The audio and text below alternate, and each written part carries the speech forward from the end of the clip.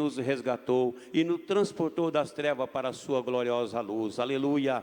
E tem um conselho também no próximo hino que diz que quando nós estivermos passando por os altos e baixos, estivermos coxando entre dois pensamentos, sim, olhai para o Cordeiro de Deus. Ele tem compaixão da minha e da sua vida. Quando eu falo a palavra compaixão, Ele se coloca no meu e no seu lugar, naquele momento mais triste que nós passamos. E nós também glorificamos o nome do Senhor, porque Ele faz cura física, mas a que eu sempre oro é a cura da alma. Diz que aquela realmente Ele tem que fazer, é uma coisa bem linda que Ele faz. Ele cura a alma e transforma aquela vida numa testemunha viva da sua palavra. Graças a Deus. Vamos entrar aqui na palavra de Deus. Eu vou ler um versículo. Não sou pregador, né? Não fiz teologia. Eu penso nesses pastores que eu já ouvi praticamente todos pregarem a palavra de Deus ali, né? São mais graciosos com a palavra de Deus, mas aquilo que Deus ministrar ao nosso coração para a sua vida. Quando há uma mensagem, uma pregação, você tem que se alinhar, passar cada etapa da mensagem. Você tem que olhar para cada passo naquilo que está sendo apresentado para ver aonde é que eu estou nesta mensagem, a que ponto que eu devo chegar, o que eu devo melhorar para chegar ao melhor, para que o nome do Senhor venha a ser glorificado. Aleluia! E aqui em Jeremias, capítulo 18, todo mundo conhece esse versículo. Jeremias, capítulo 18, no versículo 4. Diz assim a palavra do Senhor: como o vaso que ele fazia de barro se quebrou na mão do oleiro, tornou a fazer dele outro vaso, conforme o que pareceu bem aos seus olhos fazer. Que coisa linda esta palavra de Deus, quando Ele olha para mim, para você, limitado, finito, né?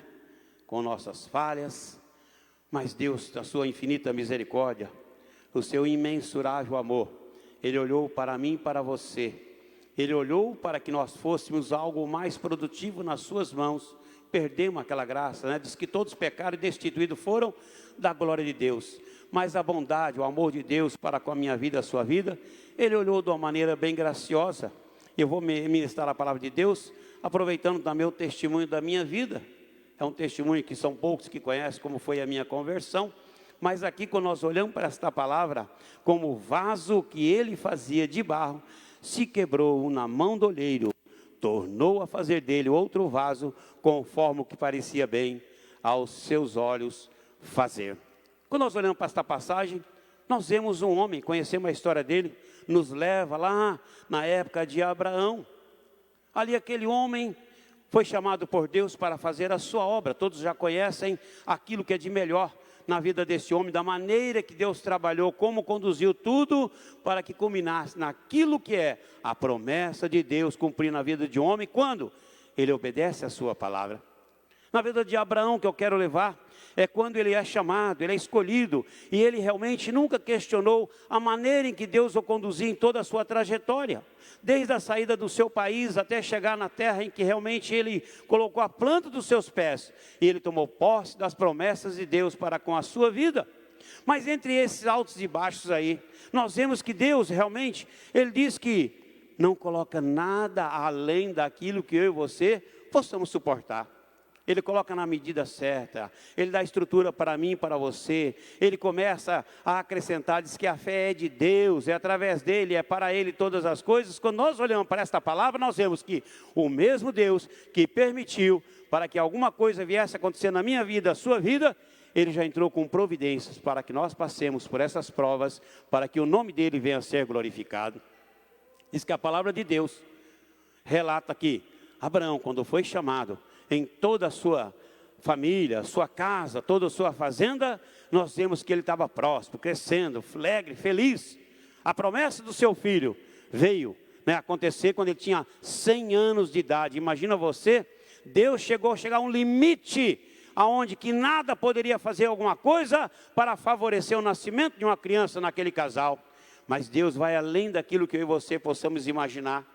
Deus vai muito além, Ele deixa chegar ao extremo. Quando o homem vê, não consigo fazer nada, é onde que Deus entra e faz as coisas acontecer da melhor maneira possível. É quando Deus chamou este homem, olhou para ele, viu o carinho que ele tinha para com o seu filho, com o cuidado todo especial para com aquela criança, né? Um jovem, adolescente, e ele fala, pediu aquela criança. Diz que lá no capítulo 22 de Gênesis, diz que Deus tentou, mas a palavra tentou está só numa tradução, né? Na transliteração da sua palavra, mas lá em Hebreus diz que, e provou Deus a Abraão. Olha só que coisa linda. Ele levou ele à prova, como ele leva a mim e a você. Não é diferente para com a nossa vida. Cada crente que está nessa casa de oração, se for dar oportunidade para ele, ele viu que passou por cada caminho, parecendo que ele não ia conseguir passar, ele não ia superar os obstáculos, mas Deus, com seu amor, com a sua compaixão, ia levando gradativamente para que ele crescesse e fosse um instrumento, uma ferramenta na sua mão. Assim é para com a vida de Abraão. Aquele homem que realmente, quando Deus depara com a situação, pede aquele menino para ser oferecido, quando chama ele, ele tem uma reverência muito graciosa, que deve ser imitada por mim e por você. Quando ele chama Abraão, Abraão, ele simplesmente menciona, eis-me aqui. Sabe o que é isso? É dependência, é ser servo, saber que ele é o Senhor. Então quando nós olhamos para esse prisma da palavra de Deus, quando ele fala, eis-me aqui, ele pede aquele menino para ser oferecido em sacrifício vivo, e nós vamos que ele pega os seus moços, pega o seu jumento, carrega tudo que era necessário e conduz para o lugar que Deus determinara para oferecer aquele menino ali.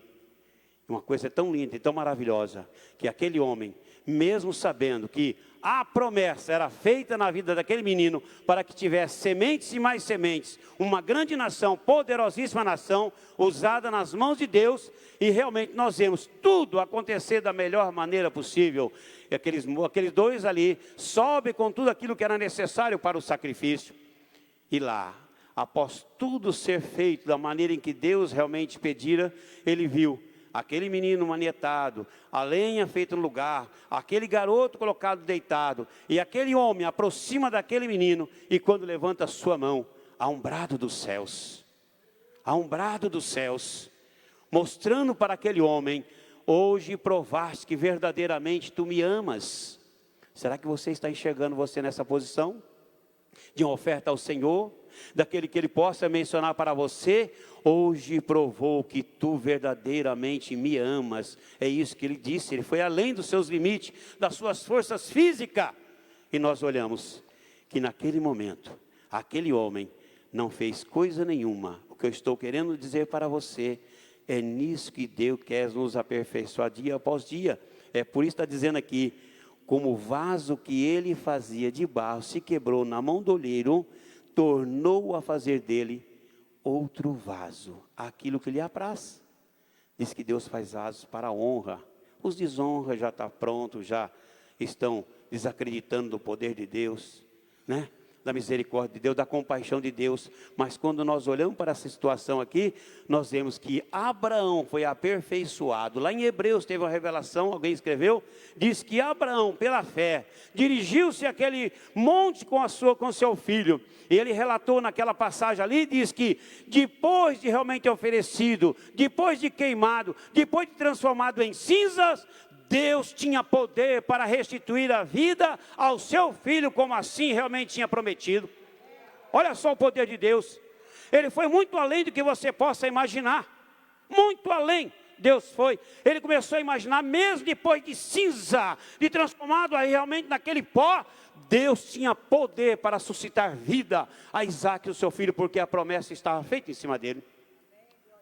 Quando nós olhamos para esta passagem, eu trabalhei 25 anos em obras, construção, norte, sul, leste, oeste do país. E eu não era crente, afastei quando tinha 16, 17 anos de idade. Até quando morava na cidadinha de Avencas, íamos na casa do Senhor, né? A irmã Floriza fazia as crianças fazer jejum. Olha só, criança, fazia jejum, nós jejuava. Na escolinha dominical, amanhã ninguém vem leite, viu? Hoje nós vamos fazer jejum. As irmãs iam ter Santa Ceia, a igreja Santa Ceia nós íamos fazer jejum. Imagina a dedicação, isso nunca saiu da minha mente, olha só. Então quando nós olhamos para essa posição, hoje para fazer um jejum é meio difícil, né? Mas naquela época nós era ensinado. nos era conduzido para que o melhor prosperasse, esperasse. Você não está esperando alguma coisa boa? Faça aquilo que requer a palavra de Deus. Às vezes tem coisas difíceis que nós não conseguimos a não ser com muita oração, mas acompanhado de um jejum. Quando nós olhamos para essa passagem, nós vemos que eu estava em Santa Catarina nessa época, era uma época de frio, e eu tinha sido transferido. Olha só, eu recebi um telefonema: olha, você vai ser transferido daqui da obra de Santa Catarina, lá para Belo Horizonte, na obra do metrô. E eu estava tudo pronto, já começamos a preparar tudo, e a Aline tinha 2 anos e pouquinho de idade, o Felipe 3 anos de idade, o Felipe tinha 1 ano e pouquinho, 1 ano e meio aproximadamente. Interessante que eu morava numa casa e fui morar numa mais para dentro do bairro lá. E ali, do outro lado, tinha uma igreja, uma congregação de uma vila. Era as Assembleias de Deus, eu lembro dela que ficava atrás, uma igreja pequena, e estava lá. E quando eu realmente deparei com aquela situação, com mudança, de saindo de Imbituba, Santa Catarina, e mudando para Belo Horizonte, que era uma outra obra, eu ia passear com a Aline à noite, na hora do culto, olha só, de sábado eu pegava a Aline, mas porque eu comecei a ouvir louvores da igreja lá. E eu pegava a Aline pequenininha ainda, pegava pela mãozinha dela, ficava caminhando, mas eu ia para lá, eu ia para cá, só para escutar os louvores da igreja que as irmãs, os irmãos cantavam ali. E aquele homem olhou para ele, santo, para o próprio Deus, olhou para aquele jovem, meio cabeludinho lá, né? Eu tinha o cabelo um pouquinho comprido, né? E preto ainda, né? Aí quando olhou, ele viu que, eu acho que Deus olhou para mim, viu que aquele barro passava para lá e para cá, deveria ser moldado. Olha só, eu já com transferência para outra cidade, para um outro estado, e Deus olhou, viu o desejo de eu estar ouvindo os louvores, ouvia as mensagens, ficava passando, depois vinha para casa e descansava para trabalhar no dia seguinte. Logo em seguida, nos próximos dias, chegou um telefonema: você não vai mais para Belo Horizonte, você vai transferido para uma obra que nós vamos abrir lá em São Paulo. Eu fui para a capital de São Paulo, lá na Vila Ema, fomos lá para abrir a obra, eu fiquei 2 meses, e onde que Deus me colocou? Na casa do meu irmão, para morar com ele. O que você acha que ele fez comigo? Vamos para a escola dominical? Vamos. Hoje tem doutrina, você quer ir na igreja? Vou. Comecei na doutrina, terça-feira, na escola dominical, nos cultos à noite, eu comecei a frequentar. Na época do fechamento da folha, eu ia para Santa Catarina de ônibus, fechava a folha correndo, deixava tudo pronto e dava continuidade. Fiquei morando 2 meses com o meu irmão, e nesse período peguei gosto pelas coisas de Deus. Ainda não tinha aceitado a Jesus, não tinha decidido por Ele, não tinha feito um concerto com Ele, mas eu voltei, e logo em seguida, em dezembro, mudamos para São Paulo, e ele passava lá em São Paulo, lá no Ipiranga que eu morava, e me levava lá para outra igreja, lá no Belenzinho, me levava e voltava eu, e a Fátima ainda não ia lá porque ela era católica, né, minha esposa, muito católica. Ela não ia, mas eu ia para lá e voltava. Aí comecei a aprender a pegar ônibus na cidade e começar na escola dominical, e as pessoas já me deram uma Bíblia. As pessoas pensavam que eu era até crente, com Bíblia na mão, com a harpa, cantando na igreja. Mas quando foi um belo dia, no dia 22 de fevereiro de 1987, era 15 para as 11 da manhã, quando eu estava encerrando a escola bíblica dominical, o pastor, na direção daquele trabalho, ele falou uma coisa muito importante que jamais saiu da minha mente: nós temos uma alma para Jesus nesta manhã. Foi quando eu levantei a minha mão e dirigi-me diante do altar do Senhor e aceitei-o como o único e suficiente Salvador da minha alma.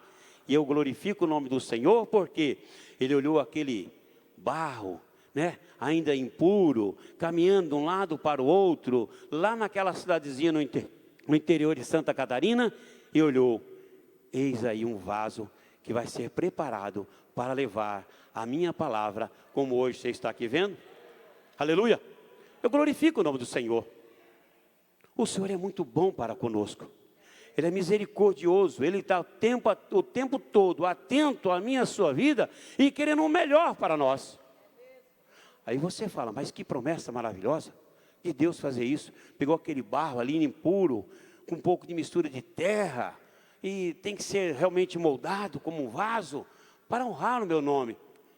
Na minha primeira Santa Ceia, imaginam vocês, peguei um ternozinho emprestado, fui para a Santa Ceia, sentei só eu, que minha esposa não era crente ainda. sentadinho na minha primeira Santa Ceia, que era o primeiro domingo do mês lá em São Paulo, sentadinho, a igreja lotada, as galerias cheias, e eu ouvindo a palavra de Deus, e ali começaram a cantar louvores de adoração a Deus. E aquilo enche a nossa alma de alegria, enche o nosso ser de tudo aquilo que é de melhor que Deus quer para mim e para a sua vida.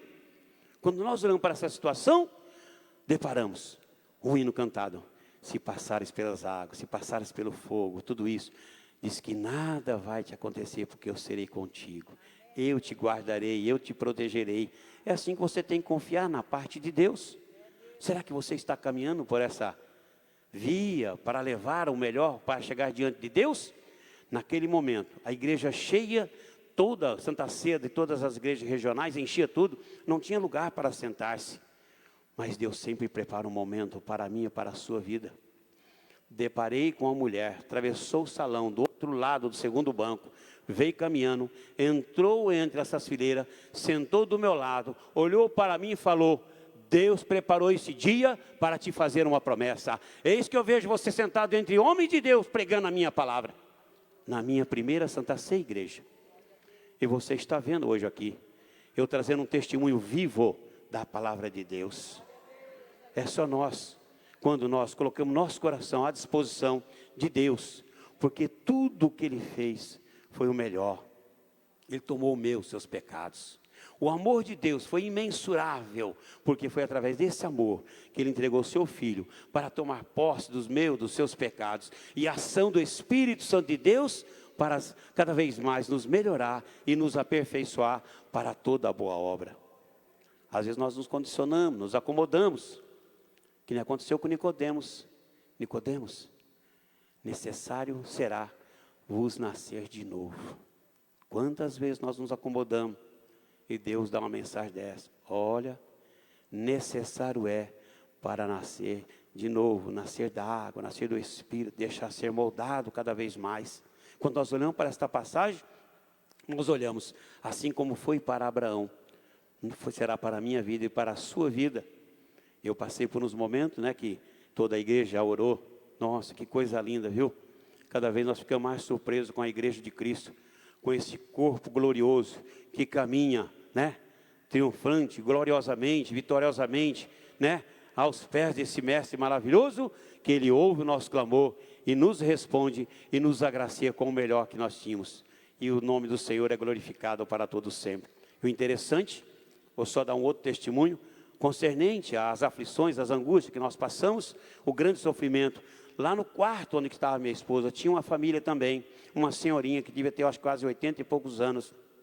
Ela ficou ali o tempo todo, passando mal, e não conseguia respirar, e os médicos vinham, colocavam a bombinha, tirava, e vinham as enfermeiras, e nós ali orando sempre, eu fui lá, orei, ungi ela, oramos, realmente consagramos ela ali, para que Deus viesse fazer alguma coisa nova.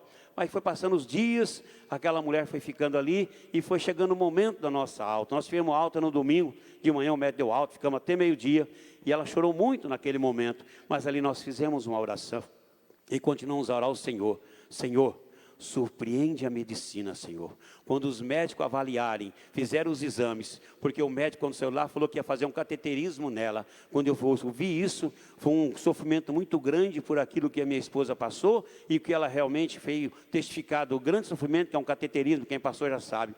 Mas naquele momento, nós vemos que, a hora que falou que ela ia passar por um cateterismo, ia tirar raio-x do seu tórax, para ver como é que estava o seu pulmão, porque ela estava tossindo muito, perdia até o fôlego. Mas naquele momento, eu falei: Senhor, faça uma surpresa para a medicina. Quando avaliar esta mulher, Deus meu, tu faças algo novo, e que o médico venha realmente concretizar que não vai ser necessário nada disso que ele está fazendo. E realmente, quando nós chegamos, passou ontem, quando foi ontem mesmo, quando eu liguei para o filho dela de novo, falei: nossa, você não recebe mensagem, você não responde, o que aconteceu? Não, minha mamãe não precisou fazer o cateterismo, o médico avaliou ela, falou que não era necessário no momento, não sei se é devido à idade, mas ele falou que não é necessário. Ele tirou o raio-x do pulmão dela, está com o pulmão limpinho. É assim que o Senhor faz, igreja. Quando a igreja ora, Ele responde, igreja. É só nós orarmos e acreditar no poder da oração. A oração não pede licença, ela não precisa de carimbo para passar por as divisas diferentes, não. Nós chegamos diante do trono de Deus, diante do trono da graça, e Deus faz isso para com a minha, para com a sua vida. Quando nós olhamos para esta passagem, nós deparamos aqui com a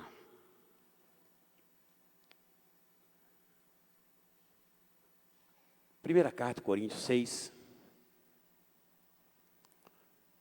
versículo 19. Ele está dizendo aqui: ou não sabeis que o vosso corpo é o templo do Espírito Santo, que habita em vós, proveniente de Deus, e que não sois de vós mesmo, porque foste comprado por bom preço. Glorificai, pois, a Deus no vosso corpo e no vosso espírito, o qual pertence a Deus. Quando nós olhamos para essa posição, nós vemos a situação de que nós somos comprados por bom preço. Não foi com coisas vil, com material, não. Foi com o precioso sangue do Cordeiro de Deus, que tira todo o pecado do mundo. Quando é para mostrar a situação, esse dia eu estava fazendo a escritura da minha casa. Vixe, mas comprei a casa desde 2004, e não tinha passado escritura. Eu fui correr atrás. Gente, quanto papel, quanta situação. É assinatura, é reconhecimento, é um cartório, é um registro, e vai em todos os lugares as pessoas, né? Eu deparei com a situação lá em Jeremias, quando a nação de Israel, nos altos e baixos, nós sempre falando, nossa, que povo que dá trabalho para Deus. Uma hora está lá em cima, uma hora está aqui embaixo, uma hora está aqui terrivelmente fora de controle. Nós não sabemos o que fazer. Nós não somos diferentes, não. Nós somos igual àquela nação, todos nós somos iguais à nação de Israel. Temos nossos altos, temos nossos baixos, temos nossas, aquele meio termo, parece que nada vai dar certo, nada vai acontecer, mas Deus olhou para a nação de Israel e ficou muito triste com aquela situação, quando deparou com eles, oferecendo seus deuses, desconsiderando o sacerdote, todos desviando aquilo que era o primordial para fazer na casa do Senhor, e oferecendo todo o seu sacrifício a deuses estranhos. E naquele momento, Deus vai ao encontro de Jeremias, e naquele momento que Deus depara com Jeremias, fala simplesmente para ele: olha, vai vir alguém aqui te oferecer a sua propriedade, você vai e compra aquela propriedade. Mas Jeremias, numa situação em que eu e você estamos, cercado, vai ser destruído, vai ser queimado a fogo, toda aquela situação, já praticamente ele estava profetizando, e o rei Zedequias colocou ele lá no calabouço, prendeu ele em cadeia, porque ele profetizava que ia ser cercado, o rei ia ser levado, ia ser cativo, com todo aquele povo, o melhor, o seleto do povo de Israel, ia ser levado para a Babilônia. Mas Deus tem uma promessa grandiosa para mim e para você, é só nós obedecermos a palavra de Deus. Ele vai nele, vai vir o teu parente, vai te oferecer para que tu compras as suas propriedades. Faça isso. E realmente, e diz que apareceu um filho do seu tio, e ofereceu para que ele comprasse, e ele entendeu, isto foi proveniente de Deus, porque da maneira em que Deus relatara para ele, aconteceu da mesma maneira, e diz que falou algo bem profundo para ele: vai e sela tudo o que está sendo feito diante dos oficiais, diante de testemunhas. Você está imaginando o que eu vou falar para você? Que você foi selado pelo Espírito Santo de Deus, guardado para o melhor momento de Deus, para usar a sua vida naquilo que é primordial, para ganhar almas para o reino dos céus, e essas cadeiras aqui serem repletas de alma transformada pelo poder da palavra de Deus. E Jeremias não foi diferente com aquela visão.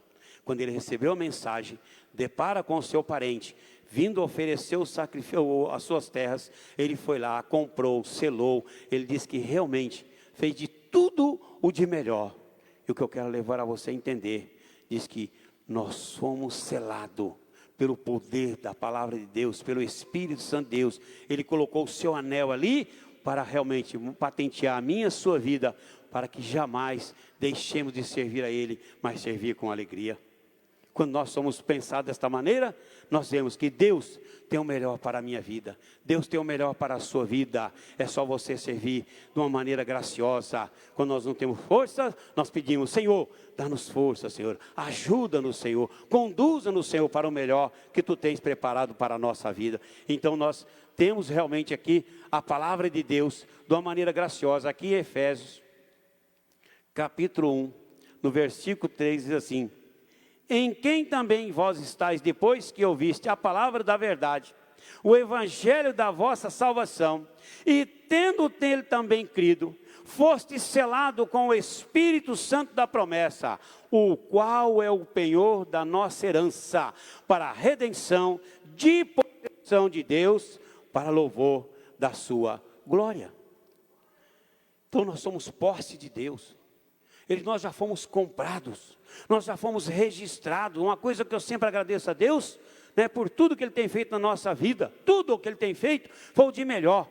Mas o mais importante, o que vem à minha mente, quando os discípulos voltaram alegres, mostrando os movimentos, as curas, expulsando o demônio, fazendo sinais, prodígios e maravilha, Jesus Cristo pega aquele grupo de homens e mulheres que estavam ali com Ele e falou: não alegrais por tudo isso, mas alegrais antes por ter o seu nome escrito no livro da vida, para que naquele dia você possa ser chamado e não ser confundido com os demais. Aí que está o segredo de servirmos a Deus. Segredo maravilhoso.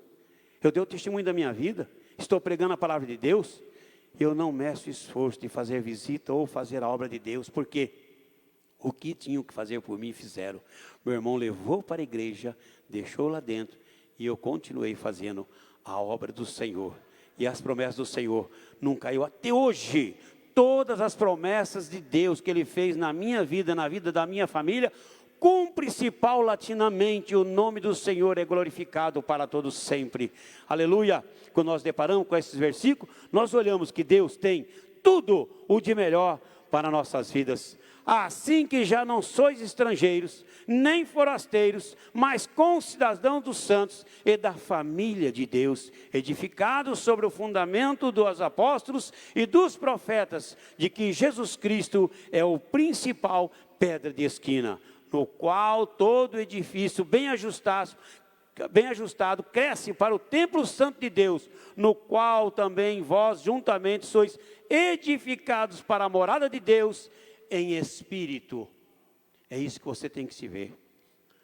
Qual é a sua posição diante da casa do Senhor? Qual é a sua posição? Como é que você está servindo a Deus? Será que hoje alguém estava comentando lá e eu falei assim: nossa, não é bem assim não. As coisas são bem diferentes. Porque chegou um certo homem, uma certa feita, e começou a chamar: Senhor, Senhor. Ele olhou para ele assustado: Senhor, por que chamas-me de Senhor? Ué, olha o que eu faço. Eu louvo o teu santo nome, eu prego a tua palavra, eu curo enfermidade, eu expulso o demônio. Apartai-vos de mim, eu não vos conheço. Muito triste, achando que estão fazendo o melhor, mas naquele momento ser reprovado pelo próprio Deus. Mas que nós venhamos a fazer: vinde, bendito de meu Pai, possuir por herança aquilo que estava-vos preparado desde a fundação do mundo. O que Deus nos preparou, olho nenhum viu, não subiu ao coração do homem, é aquilo que é de melhor para a minha e para a sua vida. Que Deus venha abençoar a sua vida, abençoar a sua família. Hoje você vai mais cedo para casa.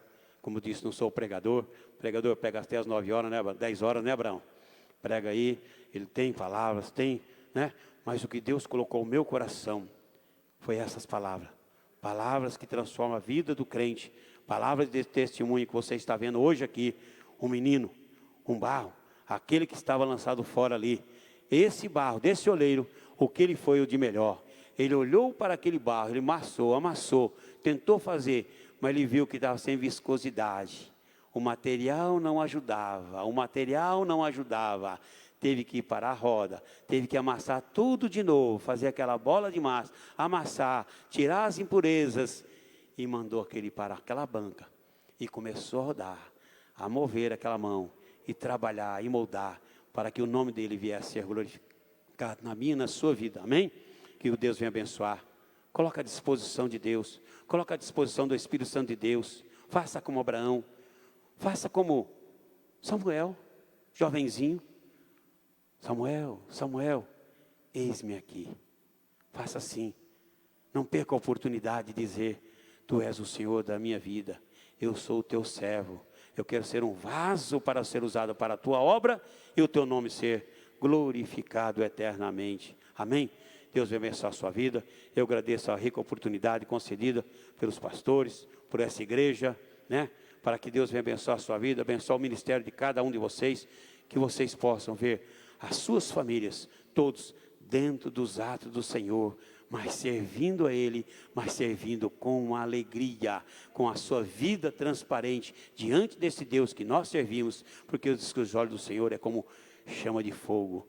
Ele está realmente o tempo todo vagueando por toda a face da terra e vendo quem é que faz parte desta videira. Eu e você, nós somos aquele ramo o tempo todo. Ele está com aquela tesourinha bem afiadinha, só para tirar aqueles galinhos secos, para nos aperfeiçoar, para que nós demos mais fruto. Eu tomei posse de uma oração que Jesus Cristo fez antes dele ser assunto no céu. Quando ele começou a orar, ele orou pelos seus discípulos, ele disse: Pai, eu não rogo somente por esses. Olha só a oração que ele fez a mim e a você, a favor da minha vida e da sua vida. Você tem que glorificar o nome do Senhor. Daquela oração no capítulo 17 de São João, versículo 20 diz assim: olha, eu não rogo somente por esses, mas rogo por aqueles que crerão na tua palavra. É aí que está o segredo.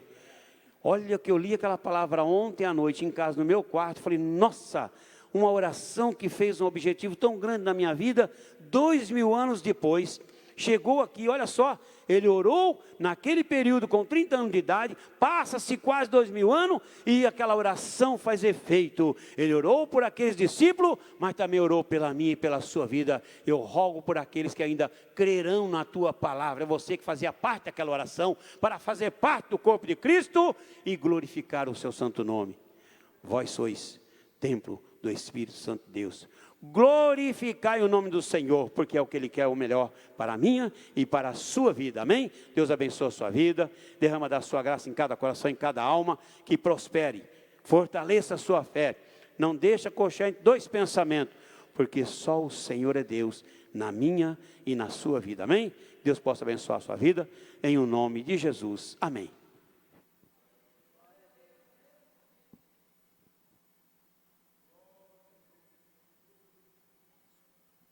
Amém, glória a Deus. Eu quero perguntar se tem alguém essa noite que quer entregar sua vida a Jesus. Todos são crentes, alguém quer entregar sua vida a Jesus, reconciliar com o Senhor? Se não, vamos orar. Encerrando o culto, mas antes anunciar que amanhã temos o dia com Deus, e a partir das 2h30, a missionária Glorinha estará aqui pregando a palavra do Senhor. Às 14h30, estará pregando a palavra do Senhor a irmã Glorinha. Amém? Glória a Deus. Amanhã não, quinta-feira, não?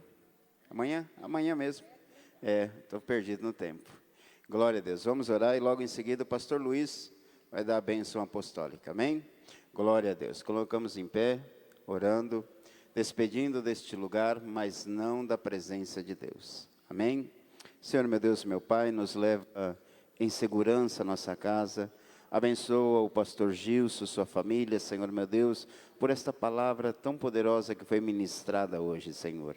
E que cada um de nós saiamos daqui hoje, ó Pai, como um vaso mesmo nas suas mãos, Senhor.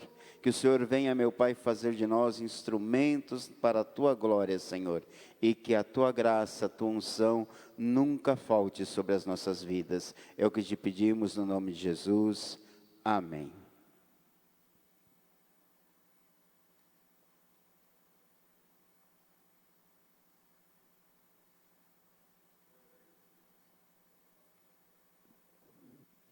Saúdos, irmão, na paz do Senhor, amém?